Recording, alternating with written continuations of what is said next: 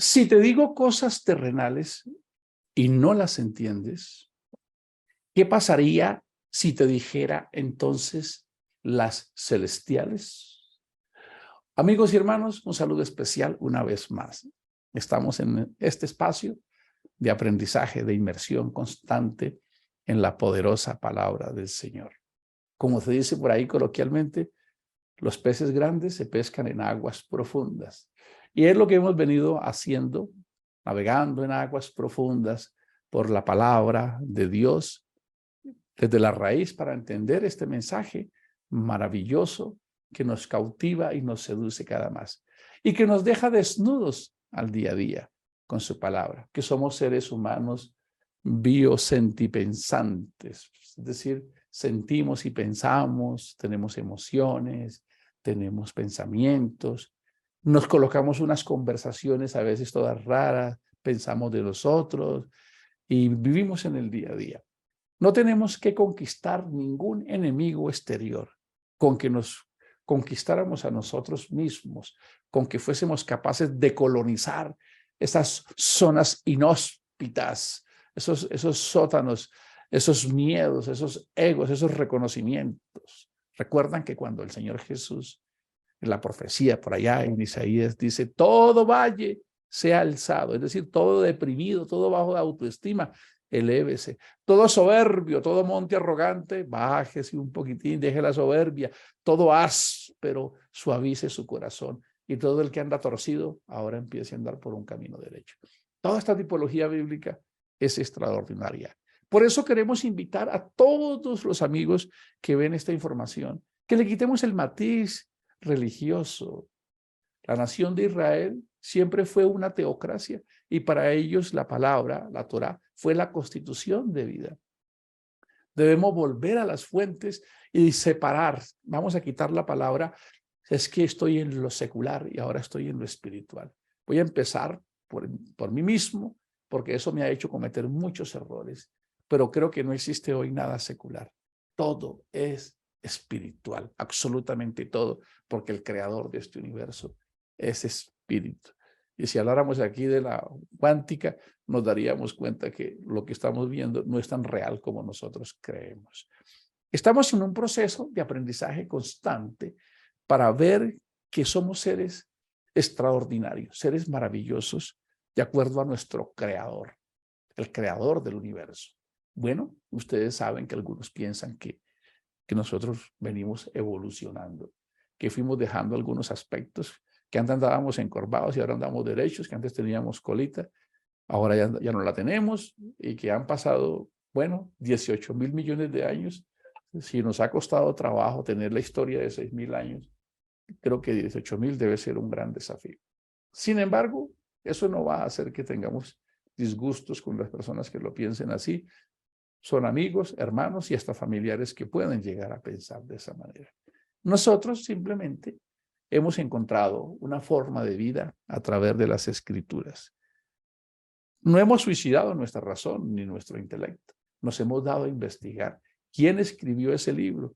Bueno, pues ese libro lo escribieron 40 autores diferentes, sin contar todos los escritos que hay alrededor de ellos, que no son considerados libros sagrados, pero que en su momento tenían una buena intención. 40 autores diferentes, en más de 1.500 años de trayectoria, todos hablando a veces del mismo asunto, sin haber errado siquiera una coma en lo que decían, cuando nosotros si nos pusieran en el momento juntos a descifrar esta pantalla, todos diríamos cosas distintas.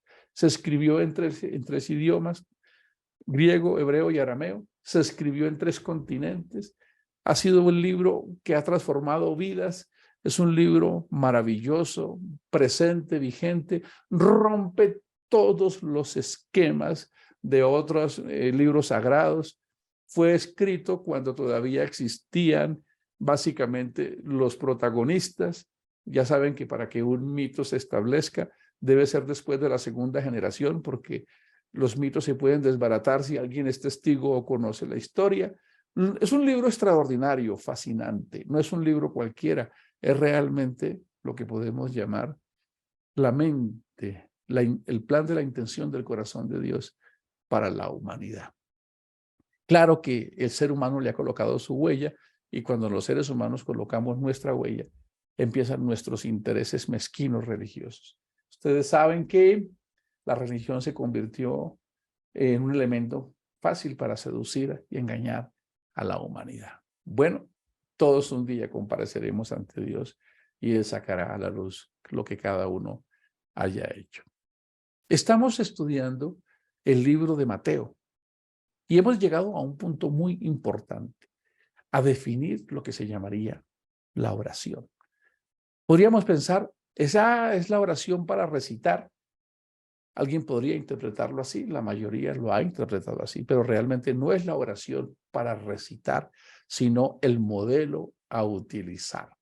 Es muy profundo y es maravilloso. Recordemos que antes de que empecemos a hablar de ese capítulo de Mateo 6, donde habla de los discípulos le preguntan, entonces enséñanos a orar, dice una expresión, pero en el contexto nos vamos a hacer las preguntas que siempre nos hemos hecho, ¿verdad? Y es quién escribió esto, ¿verdad? ¿A quién se lo escribió? ¿O por qué se lo dijo? ¿Cuál era el objetivo y en qué cultura se dijo eso? Son normas básicas de interpretación. No solamente bíblica, el trabajo de un periodista es muy similar. Recoger todos los elementos que nos permitan encontrar la realidad, la verdad de los hechos. Ya sabemos que el Señor Jesús está sosteniendo una conversación y Él viene a dar instrucciones nuevas al pueblo judío, al pueblo de Israel, para que ellos puedan redireccionarse. Y de paso está predicando un mensaje contundente que se convierte en la pedagogía de la nueva teocracia. Así es, la teocracia espiritual. Este es un reino espiritual que puede poseer el material, lo puede transmutar, como lo vimos en estas historias bíblicas de hombres y mujeres con una conducta deplorable, con comportamientos terribles. ¿Cómo pudo haber una cardiomorfosis, una mentemorfosis en estas personas y convertirse en otras nuevas criaturas? Como homicidas, como guerreros, como hombres políticos, como sanguinarios han terminado reducidos al amor de Cristo, aunque la palabra reducidos no sea la precisa, pero seducidos y transformando sus vidas. Este mensaje sigue tan vigente que nosotros somos testimonio de ellos. Nuestras vidas también eran deplorables, en mi caso personal. Todavía aún sigo combatiendo todo ese pasado y todo lo que yo era, pero me he dado cuenta lo que Dios puede hacer en la vida de un ser humano. Poder permitirnos tener una familia, ser conscientes de nuestros errores y esa fuerza poderosa de querer enmendar, transformar y siempre hacer las cosas de acuerdo a las Escrituras. Entonces, todo este elemento es importante que lo tengamos en cuenta a la hora de interpretar este espacio tan maravilloso de las oraciones. Recordemos que hay un interés. Recuerden que el Señor Jesús es judío. Él viene en medio de una casta élite que siempre ejercía lo que se llama la hegemonía. Es decir, ellos decían, en esta escuela solo es pastor el que nosotros certifiquemos. Traigámoslo a nuestro contexto. ¿Bajo qué cobertura estás tú? Preguntaría alguien. Bueno, al Señor Jesús también le preguntaron lo mismo, esta casta élite. Ellos solo podían certificar, ellos solo podían vender los corderitos que se podían sacrificar en el templo. Ahí tenían un buen negocito. Solo ellos podían cambiar la moneda que utilizarían para ofrendar en el templo. Recuerden que ellos usaban el dracma, eran monedas romanas, eran monedas y ellos no las usaban para el templo, así que habían colocado una casa de divisas, solo que cobraban el 20%. Cuando un judío llegaba de otra provincia, ustedes recuerdan que en Pentecostés dice que venían de Ponto, de Fenicia, de Capadocio, de Asia, de África, ellos llegaban con sus monedas y tenían que cambiar ese dinero, pero ellos cobraban el 20%. Así que si tenemos claro este contexto antes de empezar a explicar esto nos va a dar muchas luces. ¿Por qué? Porque los judíos se creían que los padres de la nación, así eran rabino por aquí, doctor, eso era tapete rojo, los doctores eran muy reconocidos, más porque eran una teocracia. y que en ese momento el sacerdocio ejercía toda la parte legislativa, así que tenían que verse muy consagrados, tenían que verse como los representantes de Dios, los que transmitían la ley de Dios para que el pueblo pudiese estar sometido, y esto no había sido superado en sus corazones, y sus corazones se habían llenado de orgullo, de ambición, de mezquindad, y es lo que el Señor Jesús viene a decir. Por eso lo primero que Él quiere darles a conocer es que todos somos iguales, que no existe alguien más grande que Él mismo Dios. Por eso Él a sus discípulos les dice, a ustedes les encantan que les digan Rabí, Rabí. Era la forma tradicional de reconocer a un maestro de Israel. Pero ustedes no tienen sino un solo rabí, un solo maestro, y ese soy yo. Ustedes son aprendices. Eso es lo que el Señor Jesús quiere enseñar. No solamente a que nosotros aprendamos a pedir, sino tiene todo un componente de pedagogía para un modelo de vida. Vamos entonces a mirar qué contenidos tienes, porque es un derroche de contenido. Recordemos que Él les está diciendo, no hagan esto, no hagan esto, no hagan esto. Y les dice, no hagan largas oraciones con palabras elocuentes, no se paren en las calles para que los vean, porque a ustedes les encanta eso. Qué hombre tan ungido, qué prohombre. Cuando él ora hay milagros, hay sanidad. Entonces eso hace que realmente las personas quieran seguirlo. Y como ya sabemos que los seres humanos somos inclinados a seguir ídolos y a engrandecer hombres, pues Jesús conocía eso. Algo que nos llama la atención del modelo de liderazgo de Jesús es que Él no promovía sus milagros, Él no promovía sus hechos. Antes les decía a aquellos, no digan nada todavía, preséntate al templo. Pero hoy alguien medio hace un milagrito chiquitito ahí, como que alguien que estaba triste esté feliz, y ya lo sacamos por televisión, porque tenemos que ver que el prohombre, el profeta, el apóstol, hace muchas cosas. Creo que algo se ha desordenado en el modelo de Jesús. Así que él estaba hablando está dirigiéndose a una comunidad mixta. Ahí hay gentiles, hay judíos, ¿verdad? Recuerden que muchos sacerdotes venían a espiar a Jesús, pero estaban también sus discípulos. Así que en algún momento él se dirige a ellos y les dice, no os hagáis pues semejantes a ellos. Así, ¿a quiénes? A los gentiles, ¿verdad? Dice, ellos solo piensan en lo material, piensan que Dios es una lámpara de Aladino, que la frotan, ay Dios, que la visa, que el carro, que las vacaciones, que me cambie el hogar, no importa que el que lo haya dañado soy yo. Él les está diciendo, no hagan así como los gentiles. Pero aquí hay algo increíble. ¿Por qué? Porque vuestro Padre sabe de qué cosas tenéis necesidad antes que vosotros la pidáis. ¡Wow! ¡Qué poderoso es esto! Entonces, aplicando las herramientas para todos aquellos que vamos a estar en estos devocionales, ya nos vamos a preguntar, ¿quién escribió esto? ¿A quién se lo escribió? ¿Por qué se escribió esto? ¿Y qué quería él lograr al escribir esto? Bueno, él empieza a darles instrucciones de la forma correcta en que se debe orar, que es maravillosa. Vemos entonces aquí en este, solo vamos a tomar un verso bíblico, solo un pedacito para que veamos el derroche de contenido que hay en las Escrituras y por qué el Señor Jesús quería que nosotros fuéramos pensadores, que hiciéramos meditar. Meditar en la palabra no es dejar la mente en blanco y fijarla en un objeto para concentrarnos, no, es todo lo contrario. Esa también ha sido una manipulación de una corriente dogmática. De hecho, en el original la palabra meditar significa susurrar en voz baja, balbucear, como cuando rumiar, palabra que no es muy bonita, pero como cuando la vaquita coge y le saca hasta que saca todo el contenido del alimento.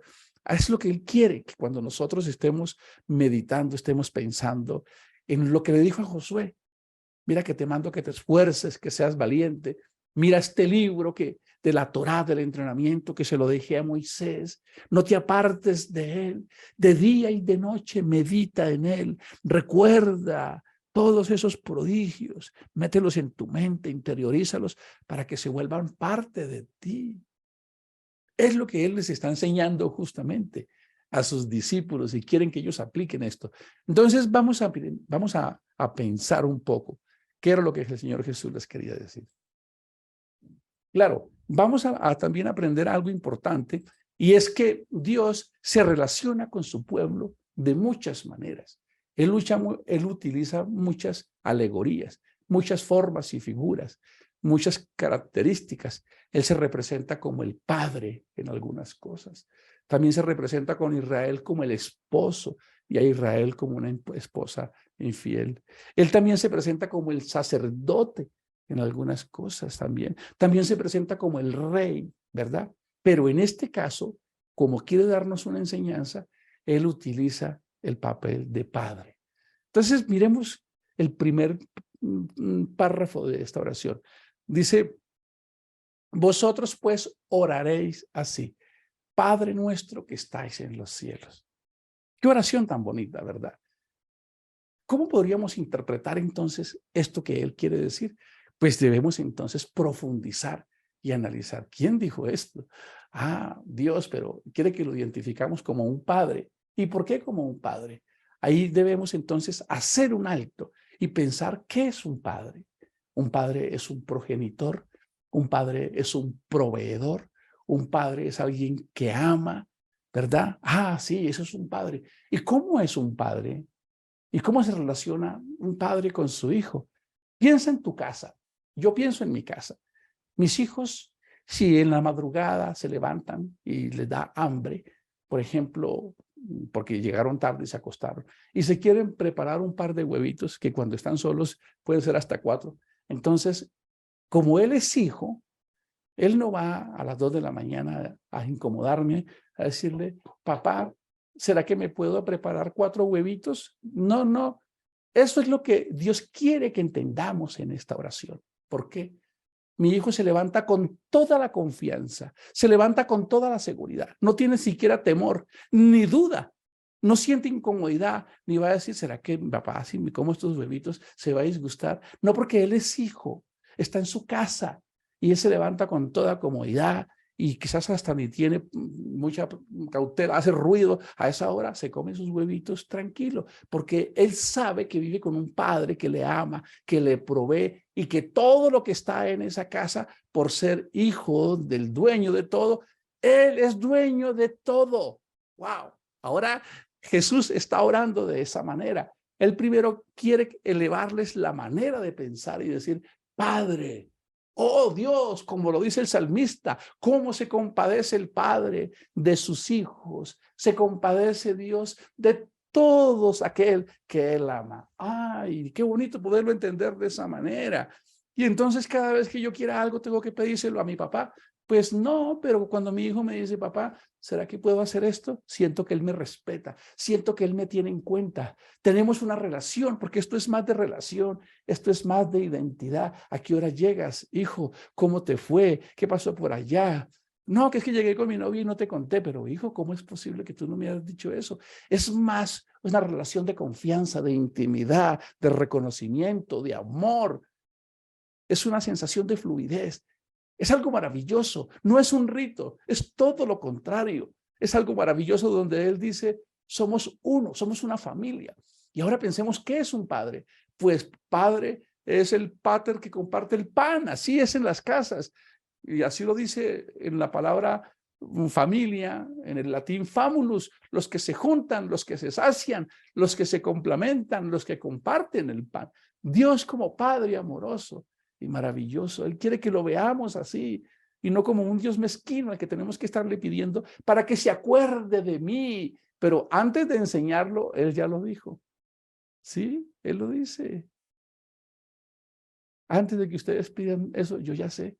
Como te pasa a ti con tus hijos, que a veces sales a hacer una diligencia. Tu hijo no tiene que decirte, papá, si pasas por Papayón, me traes una pizza. Si tú sabes que a tu hijo le encanta la pizza de Papayón y le encanta comer o cenar, tú de tu corazón generoso y de amoroso surge, voy a llevarle a mi hijo una pizza o algo que le gustó, le va a comprar esto. Él quiere que nosotros lo veamos de esa misma manera, no como un ser lejano e inaccesible, sino como ese padre amoroso que está con nosotros. Pero como de paso les está enseñando a los judíos que se han elevado como Dios, que han visto que todos esos otros que no son ellos, aparte de los 70 del Sanedrín, están en baja categoría. Así que él quiere enseñarles que solo hay un Padre, solo hay uno que está por encima de todas las cosas y que debajo de él todos son hermanos y que todos debemos amarnos y que todos dependemos de él y que no hay rangos y que no debe haber envidias entre nosotros. Y como suele suceder con los hermanos que a veces nos disgustaban, pero después nos reímos y nos volvemos a reconciliar. Él quiere darnos una pedagogía de altísimo nivel para que entendamos que hay un Dios todopoderoso que no tiene límites, que ustedes como padres sí pueden tener límites, pero si yo soy vuestro padre en este modelo de enseñanza, yo no tengo límites para ustedes, yo soy todopoderoso, yo tengo amor incomprensible, mi verbo favorito es el verbo dar, pero ustedes son hermanos y deben tratarse como tal, sin envidia, sin mezquindad, convivir como conviven una familia en casa, porque es maravilloso. Cuando recreamos esto, nos damos cuenta de la majestuosidad de cómo empieza la oración, con reconocimiento. Queridos amigos y hermanos, mañana vamos a continuar porque este tema es maravilloso. Vamos a fascinarnos viendo cómo Dios quería entregarnos un modelo de vida, donde cuando llegamos a veces, alguien nos rompe el corazón. Estaba viendo la película de Steve Jobs cuando le quitan su empresa y lo sacan de allá a empujones, lleno con el corazón herido. ¿A dónde llega? A la casa del papá. ¿Y cómo llega? Papá lo recibe, ni siquiera le dice nada. Llega al lugar cuando nuestras arrogancias, cuando nuestras soberbias, cuando nuestros recursos se han acabado. Llegamos a casa de papá y él ni siquiera nos reclama. Simplemente nos presta ese hombro maravilloso, nos recostamos en él, nos quebrantamos y esa arrogancia que mostrábamos en esas salas de juntas, en los negocios, en las peleas, se derrumba porque delante de él le decimos, papá, tú me conoces, conoces mi debilidad, conoces quién soy yo y somos uno con él y él solo está para nosotros, para restaurarnos, para abrazarnos, para perdonarnos. Y en silencio, sin reclamos, como pasó con el hijo pródigo. Papá, no soy digno de ti, papá. Y papá le decía, calla, hijo, calla.